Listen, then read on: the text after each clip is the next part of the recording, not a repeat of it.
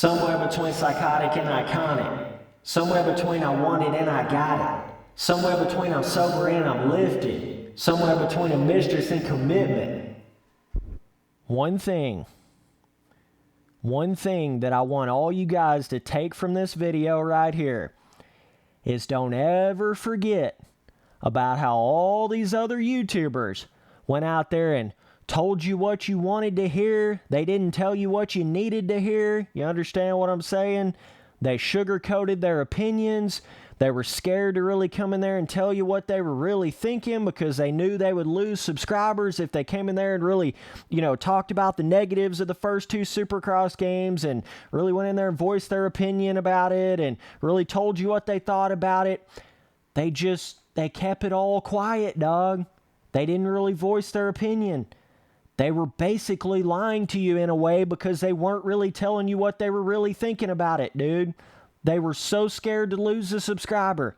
Don't ever forget about all those dudes that came in there and just acted like there was nothing wrong with the first Supercross game. Oh my God, it was just so amazing. Best game ever. And then, the next milestone or next MX vs. ATV game comes out or whatever, and they act like that game, there's just nothing wrong with that either. They're just neutral about that too. It's just all good, dog. Nothing really too wrong with it. And then the next motocross game comes out. They act like nothing's wrong with that one either. You start to realize what they're doing, dog.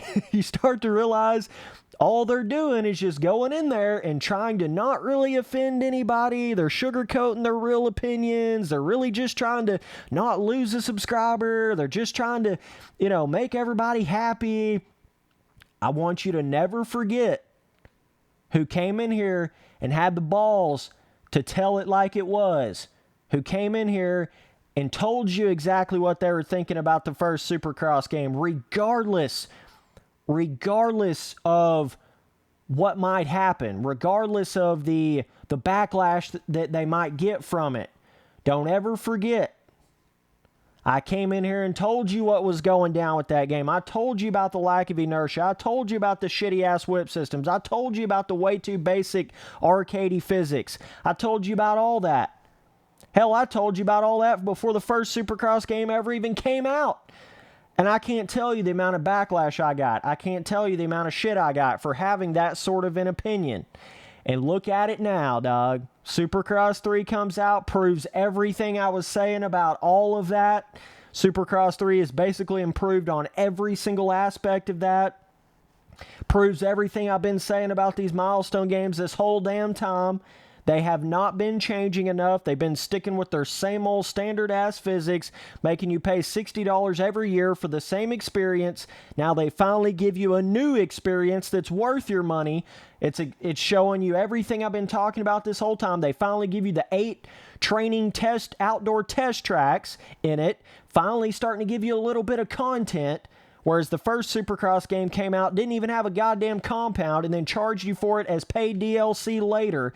And some of you guys act like that game's legendary. That game's one of the best arcade games ever. Are you kidding me, dog? That game was average at best. That first Supercross game was average at best. Painfully average, bro. Painfully average. I just don't want you to ever forget who told you all this way back when. And I understand. I get it, okay?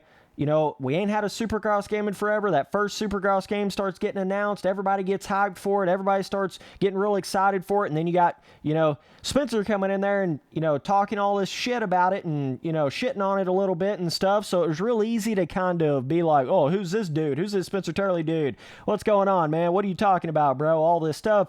It was easy for that to happen, but you see what I was saying this whole time now with the inertia and the skill gap and the physics and all this stuff to Supercross 3? You see what I was trying to get across to you, dog? And I know a lot of you guys are starting to realize that now. You're starting to see what I was saying. I've been seeing it in the comments. A lot of you guys are saying, damn, Spence was right all along. Damn, now I see what you were talking about. Yeah, dog, this is what I was saying this whole time. Man, I had to be that negative about it. I had to be that way, or we would have never gotten to this point. I'm not saying I was the only person that was saying this stuff. I'm not saying I'm the only reason why they've changed their ways, but I certainly think I've made an impact by being as honest that I was with all the negatives of the first Supercross game and the previous milestone games and all the stuff that they've done. I certainly think I have made an impact on why we have gotten such a better game with Supercross 3.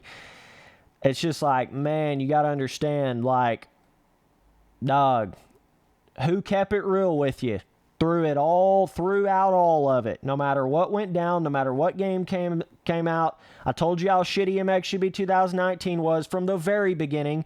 Told you it was the worst milestone game ever from the very beginning. And you had all those other, motocross YouTubers coming out there saying, well, it's MXGP 2019, and I like this, and this is pretty good. And when they get to their negatives of the game, they're like, well, I think that could have been a little bit better, but I still like the game. It's still a pretty good game. It's still a good game, right? They were bullshitting you, dude. All these, I'm not saying all of them, but a lot of these YouTubers out here were completely bullshitting you boys. I mean, through and through, dog. Like, I don't know if they were really getting a lot of support from Milestone, so they didn't want to lose that. I don't know why they did that. I don't know. But, I mean, it's just, that's the problem nowadays. These YouTubers, their livelihood is built off of this shit, so they feel like if they go in there and really be too negative about anything, they feel like they're just going to lose all their subscribers. So then what they do is they just get this fake where they will sugarcoat anytime they're going to be a little too controversial or a little too negative. They'll sugarcoat it to the point to where they don't really offend anybody. You know what I mean? And they're consciously doing this, guys. They're consciously blocking what they're actually thinking in their head to try not to offend anybody, to try to keep their subscribers and not lose any subscribers. I mean, just think about it, bro. Next time they come in there, and they've never really been too negative about anything in their entire life. They've never really disagreed with anything in their entire life. They've never really came in there and been like, yo, fuck this. What the hell's this? They've never said that on any video. They are bullshitting you, dog. They are bullshitting you. You have got to come to that realization at some point, boys. And I think a lot of you guys are. A lot of you guys are respecting how real I've been through all of this. I didn't give a shit. Put it all on the line, dude. I put it all on the line in every video. Man, it don't matter if it's terrible, negative, super positive, neutral, in between. I'm going to tell you exactly what I'm thinking about that thing, regardless of what might happen from it. You know, what might happen from me giving that opinion. At least, you can say whatever the fuck you want to about me, but at least you can count on my opinion as actually being what I'm actually thinking. You can't even do that with 99% of any of these other YouTubers out here. You can't even like trust their actual opinion that they're giving in a video, because you can tell they're just sugarcoating it. You can just tell, dog. Like, man, some of these YouTubers are going to have to buck up. You're going to have to get a little more real out here. Man, this is starting to get ridiculous. Like, and I'm not saying you just got to be a negative Nelly, be pissed all the time about everything, but damn, man. I mean, come on now. Some of you boys out here are defending shit that is literally the worst of the worst. I see it every day. I see it every single day. And that's the thing. So many guys started getting this, I made all these rants on the first Supercross game and MXGP Pro and all this kind of shit. And you guys started getting this idea in your head that I was just negative about everything. I just hated everything. Oh, Spencer Turley, the Mr. Rant guy. Oh my God. It's crazy how you start being real about shit. You start really voicing your opinion. And anytime you're negative about anything, whether or not you're being truthful or whatever, it doesn't matter. Anytime you're negative about something, you get this sort of negative response to it. You understand what I'm saying? Like, just me being more positive about Supercross 3, I can't tell you how many more people like that. They respond better to positivity. You understand what I'm saying? Because people just think you're like this hater, you just want to rant about everything, and that's not what it is, dude. If they come in here and make a great game or make a decent game, I'm going to come out here and say it, and you're seeing the proof of it with what I'm saying with Supercross 3. If they do decent stuff, I'll come out here and say it, but if they keep shit in the bed, I'm going to keep coming in here and telling you they're shit in the bed. That's all it comes down to. That is all it comes down to. Period. So many of you got these weird-ass ideas that I was just Mr. Rant Boy, could never please me. I'm just a sim fanboy. I'm never going to love Milestone. And look at it now. Look at it now. God damn. Holy shit. This is one of the biggest turnarounds, I swear to God.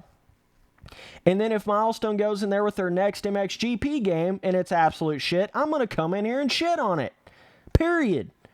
But if it comes out and it's decent, I'm going to come in here and tell you it's decent.